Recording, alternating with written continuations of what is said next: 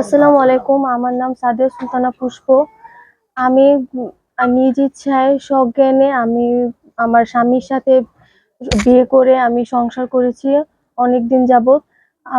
আমি সন্তান সম্ভবা, কিন্তু আমার আব্বু আম্মু বিভিন্নভাবে কেস মামলা করে আমাদের হয়রানি করছে, পুলিশ নির্যাতন করছে।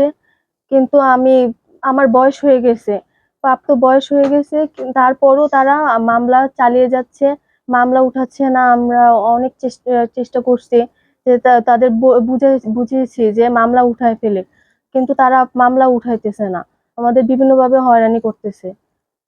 এই জন্য আমি এই আয়োজন মানে করতেছি, করছি যে আপনাদের মাধ্যমে যেন আমার আব্বু আম্মু মামলা উঠিয়ে ফেলে।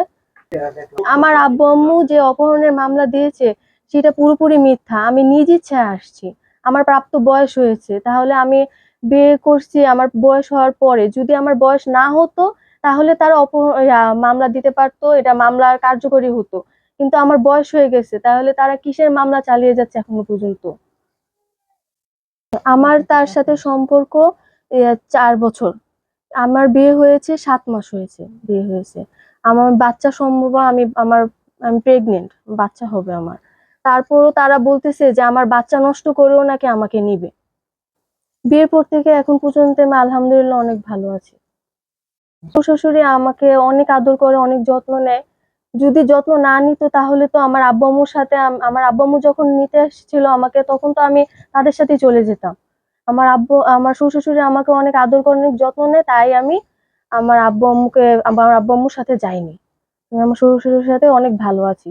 কিন্তু তারা এটা মানতেছে না, তারা বলতেছে যে আমার বাচ্চা নষ্ট করে হলেও আমাকে নিয়ে যাবে এখান থেকে।